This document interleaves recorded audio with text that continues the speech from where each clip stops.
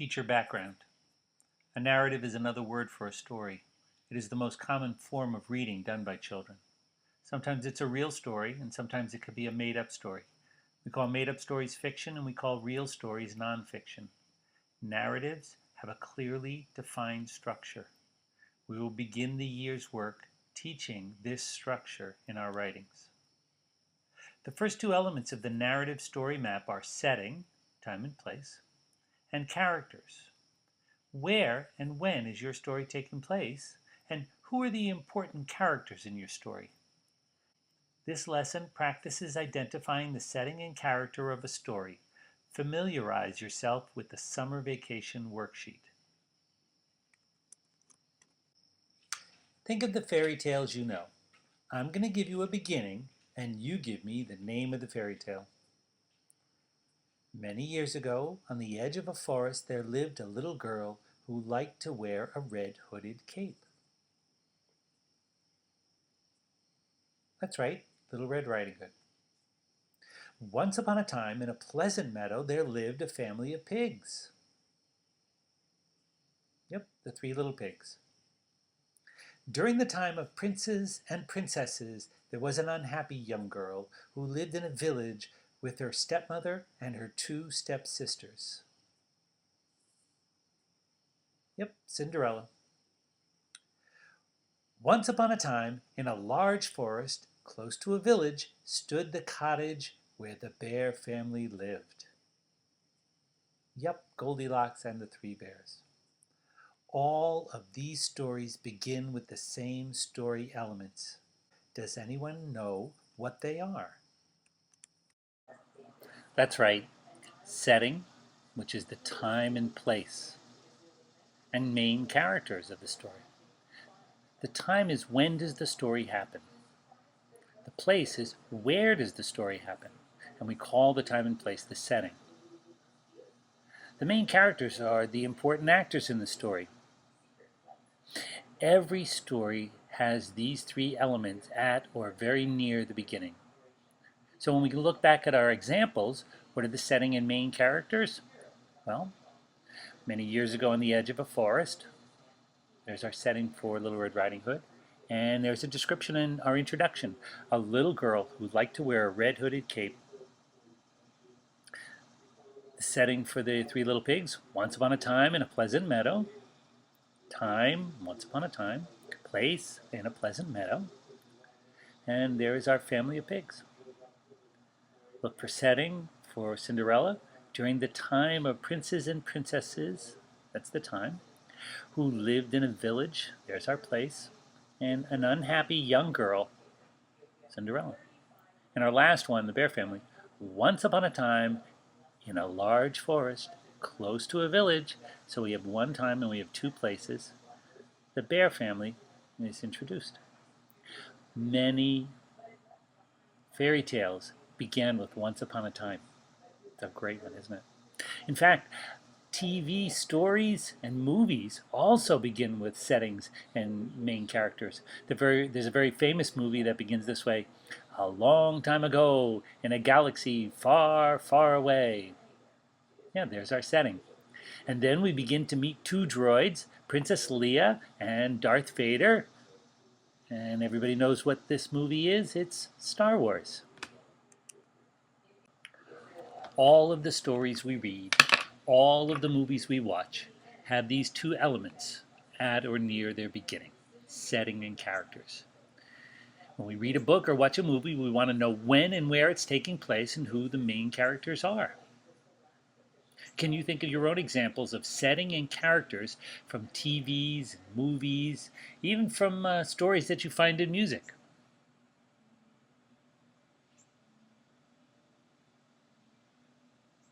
Today you're going to practice writing about the setting and characters for a real story. All right, take a blank piece of lined paper. Real writers don't begin writing their story on a blank page, but instead they create lots of elements that they then assemble together. Think of a cook in the kitchen. They need lots of ingredients that they assemble together to form a dish. And that is what you're going to do when you write. You're going to gather or make all of the ingredients of your story before you put it together. And the first step is to brainstorm ideas on a blank piece of paper. So use your lined piece of paper and in 3 minutes, write down a list of 5 interesting places you were this summer. So it could be a place you visited with your family, a place in your backyard where you read a book, that Adirondack chair with the cushion, or the corner store you'd ride to on your bicycle every day to get an ice cream cone, or maybe the basement where you go to play video games. Here's a list of 5 places I was this summer. Notice how I only write 1 or 2 words for each? These words act as prompts to ideas inside my own head. Once I see the word, I remember my idea. Take 2 minutes to make your own list of 5 interesting places. If you have 5 down before the end of your 2 minutes, keep on going, writing down more ideas.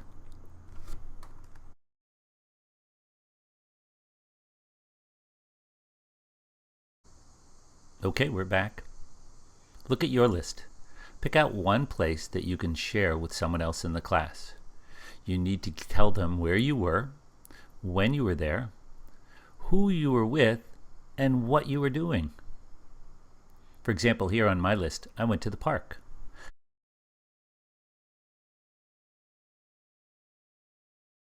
The park is next to a creek in the woods. That's the where. I was there early in the morning. That's the when. I took my daughter, who was visiting from New York. That's the who. And we were walking our dog, Gandalf. That's the what. You pick one place from your list to share with a member of your class. You'll need to give them the where, the when, the who, and the what.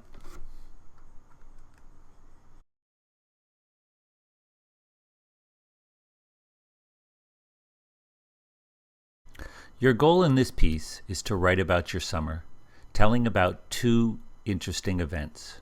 You'll give the where and when and what you were doing and tell who you were with for each one. Circle 2 events on your list that you remember well. These 2 events aren't necessarily your favorite or the best things you did. Instead, they're the ones that you could write about. These are ones that you can say where you were and when you were there. Also, you can say what you were doing and who you were with.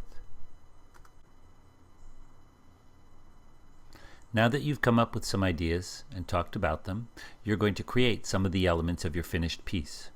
Remember, real writers don't start writing until they've gathered all of the elements of their story. Let's get the information you'll need for the setting and main characters of your story. Write your name at the top of the summer vacation worksheet. Write down in a few words in the gray area at the top of the table what you remember doing in each place. Were you reading a book? Were you celebrating a birthday? Or visiting grandma? Write that 1 or 2 word sentence fragment so you know what you were doing when you write down the setting and the characters.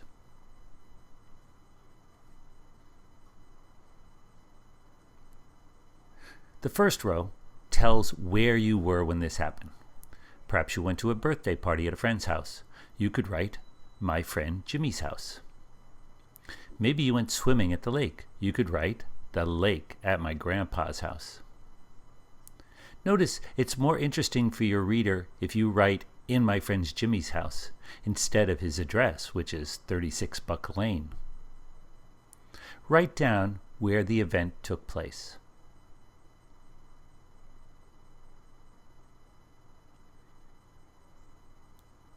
The second row tells when this happened. Jimmy's party happened on a Friday night sleepover. You visited your grandparents on the July 4th weekend. Again, it's more interesting for your reader if you write a Friday night sleepover instead of Friday, June 28 at 7 p.m. Write down when the event happened.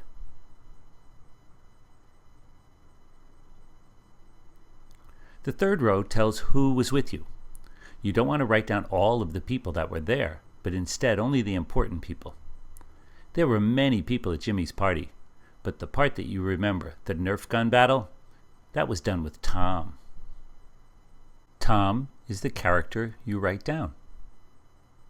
There were 26 people at your grandparents' house that weekend, but you swam with Nicole and your mom. So you write down Nicole and mom.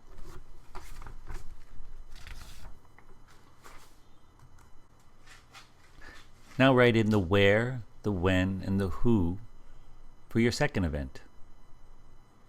As you finish up, make sure you get an okay from the teacher and then put it inside the working portfolio that she keeps in the front of the room. This is the end of day 1.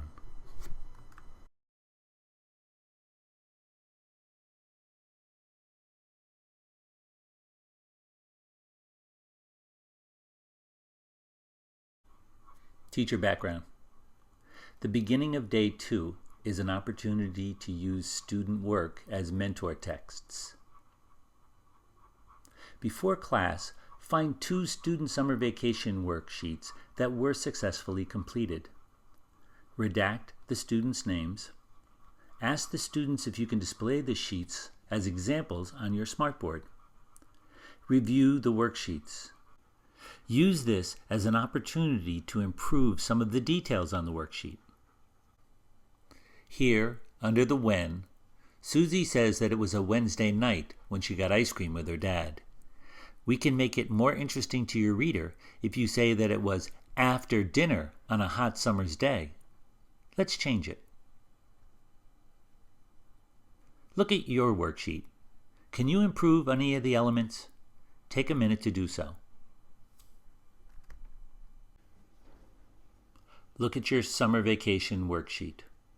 Remember on day 1, we said that real writers create the elements that they then combine to make a story. Your summer vacation worksheet has all of the information you'll need to combine it and make a story. Take a piece of the class writing paper. Write down your name and today's date.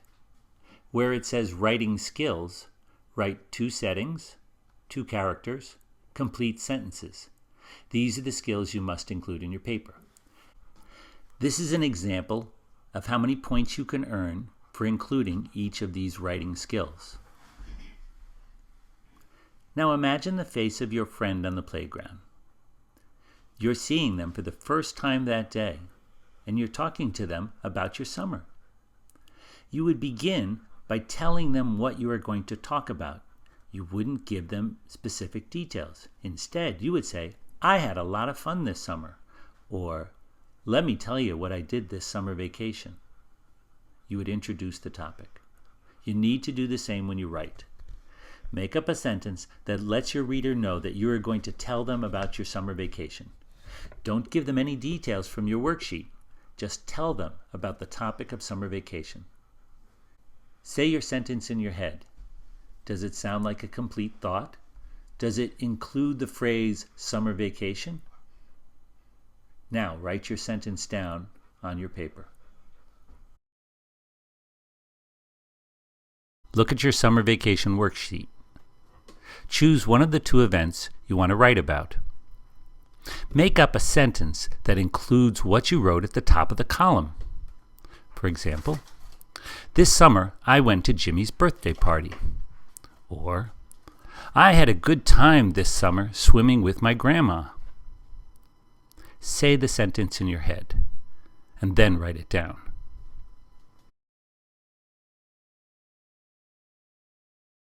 Now you need to tell your friend when and where you were. You could say it all in one sentence. I went to Jimmy's house and we had a sleepover on Friday night. You could also say it in 2 or more sentences. My family had a party at my grandparents' house. We celebrated the 4th of July there. Notice that 2 or more sentences sounds more interesting than one sentence. Again, say the sentence in your head before you write it down.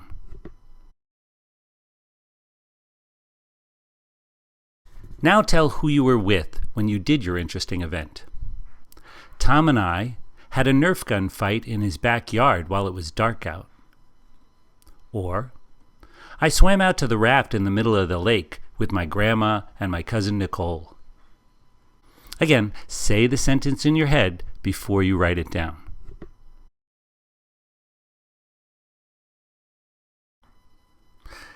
Now you're going to write about your second event. Make sure that your first sentence contains a signaling word, something that will tell your reader you're going to tell them about a new adventure that you did on your summer vacation. So you still want to write a sentence that tells about what happened, but you want to include a signaling word at the beginning of the sentence that alerts your reader that this is a new event. For example, another thing I did this summer, or I also. Take a look at the poster of transition words that your teacher has hanging in her classroom. Some of them are signaling words that tell your reader that you're going to be giving them information about a new event. Then write sentences that tell when, where, and who you were with when you did this memorable event.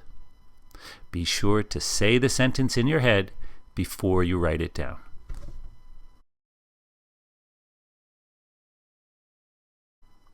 The last sentence of your story signals to your reader that you are finished. You wouldn't walk away from your friend on the playground without saying goodbye, so you have to say goodbye in your writing as well. Write a sentence that signals your story is over. It could sound like, I had a good summer, or I did lots of fun things this summer. Even, I can't wait for next summer. All of these are ways of signaling to your reader that you are done with your writing piece. Now you write a sentence that signals to your reader that your writing piece is finished.